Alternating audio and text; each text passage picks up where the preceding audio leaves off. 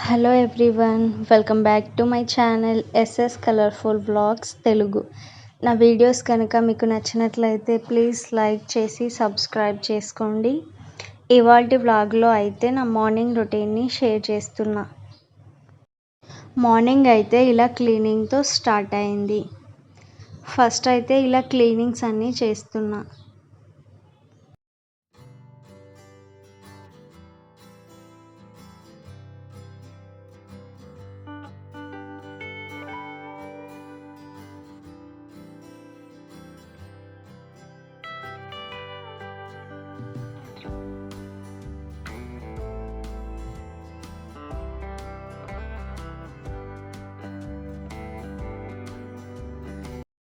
Bed sofas అన్నీ సర్దడం అయితే అయిపోయాక ఇల్లు అయితే ఊడ్చేస్తున్నా.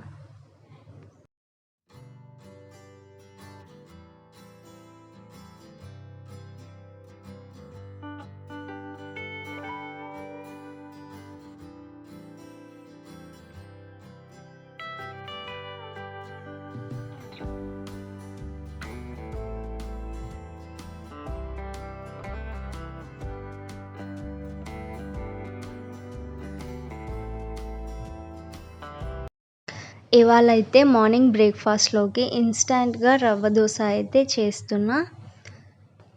ప్రాసెస్ అయితే చూపిస్తున్నా. ముందుగా నేనైతే ఇక్కడ రైస్ కుక్కర్ గ్లాస్తో 2 గ్లాసెస్ రవ్వ అయితే తీసుకున్నా. ఇదైతే ఉప్మా రవ్వ.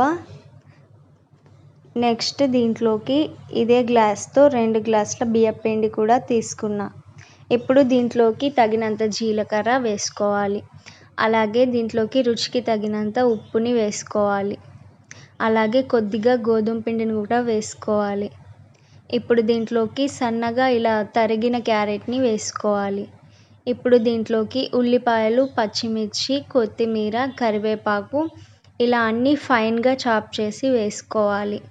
లాస్ట్లో ఇలా కర్డ్ వేసి బాగా మిక్స్ చేసుకోవాలి. ఇలా బ్యాటర్లోకి అన్నీ వేసాక దీంట్లోకి వాటర్ని వేసి బాగా ఇలా పల్చగా మిక్స్ చేసుకోవాలి. బ్యాటర్ అనేది దోశ బ్యాటర్లా కాకుండా ఇలా జారుడుగా ఉండేలా చూసుకోవాలి. రవ్వ దోశ చేసుకోవడానికి బ్యాటర్ అయితే ఇలా పల్చగా ఉండాలి. అప్పుడే దోశలు అయితే చాలా క్రిస్పీగా వస్తాయి. ఇప్పుడు దోశలు వేసుకోవడానికి పెనాన్ని బాగా హీట్ చేసుకోవాలి. పెనం బాగా హీట్ అయ్యాక మాత్రమే ఈ దోశని వేయాలి. ఇలా దోశని వేసాక ఇది 5 మినిట్స్ దాకా టైం పడుతుంది ఎర్రగా కాలడానికి. 5 మినిట్స్ తర్వాత అయితే దోశ ఇలా బాగా కాలుతుంది. అప్పుడు దీనిపై ఆయిల్ వేసి ఇలా మరో సైడ్కి ఫ్లిప్ చేసుకోవాలి. అంతే, దోశ అయితే చాలా క్రిస్పీగా అండ్ టేస్టీగా అయితే ఉంటుంది.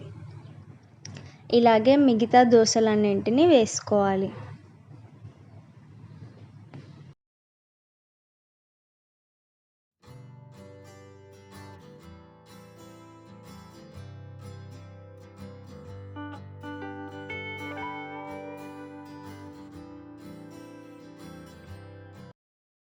ఇవాళ అయితే మీతో ఒక మంచి రెసిపీ అయితే షేర్ చేస్తాను. చామదుంపల పులుసుని చాలా టేస్టీగా ఎలా చేసుకోవాలో చూపిస్తాను, చూడండి. ముందుగా అయితే ఇలా కర్రీకి కావాల్సినవన్నీ రెడీ చేసుకున్న చామదుంపలని ఉడికించి పొట్టు తీసుకోవాలి. ఇప్పుడు ఒక కడాయి పెట్టి దాంట్లోకి సరిపడా ఆయిల్ వేసి ఆయిల్ బాగా హీట్ అయ్యాక ఇలా ముందుగా ఉడికించి పెట్టిన చామదుంపల్ని తొక్కతీసి దీంట్లోకి వేసి బాగా ఫ్రై చేసుకోవాలి. వీటిని సిమ్లో పెట్టి గోల్డెన్ బ్రౌన్ వచ్చేదాకా బాగా ఫ్రై చేసుకోవాలి. చామదుంపల్ని ఇలా స్లోగా కలుపుకుంటూ ఫ్రై చేసుకోవాలి. లేదంటే ఇవి ఆల్రెడీ ఉడికే ఉన్నాయి కాబట్టి మొత్తం విరిగిపోతాయి.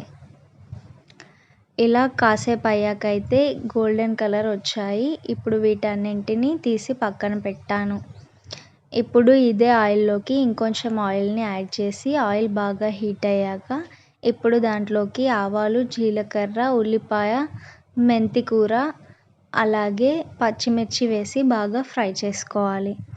ఇలా వెల్లుల్లిని పులుసు కూరల్లో వేయడం వల్ల కర్రీ చాలా టేస్టీగా ఉంటుంది. అలాగే రుచికి తగినంత సాల్ట్, ఉల్లాకు, కరివేపాకు, ఉల్లిపాయలు, కొత్తిమీర ఇలా అన్నీ వేసి బాగా ఫ్రై చేసుకోవాలి. ముందాక పసుపుని వేసి బాగా ఫ్రై చేసుకోవాలి. పసుపు కూడా బాగా ఫ్రై అయ్యాక ముందుగా వేయించి పక్కన పెట్టుకున్న చామదుంపల్ని వేసుకోవాలి. ఇప్పుడు దీంట్లోకి రుచికి తగినంత కారం వేసుకోవాలి. నేనైతే ఇక్కడ 2 స్పూన్స్ దాకా వేసాను. అలాగే వేయించిన శనగపప్పు పొడిని కూడా ఇలా అన్నీ వేసాక 2 మినిట్స్ దాకా బాగా ఫ్రై చేసుకోవాలి. ఇప్పుడు దీంట్లోకి ముందుగా నానబెట్టిన చింతపండు రసాన్ని వేసుకోవాలి. ఇలా చింతపండు రసాన్ని వేసాక దీంట్లోకి తగినంత ఉప్పుని అడ్జస్ట్ చేసుకోవాలి. అలాగే కొత్తిమీర కూడా వేసి బాగా ఇలా పులుసు అంతా బాగా మరిగాక ఇప్పుడు నువ్వుల పొడిని వేయాలి. నువ్వుల పొడిని వేయడం వల్ల చాలా టేస్టీగా అంతే, ఎంతో టేస్టీ అయిన చామదుంపల పులుసు అయితే రెడీ. రెసిపీ నచ్చితే తప్పకుండా లైక్ చేసి సబ్స్క్రైబ్ చేసుకోండి.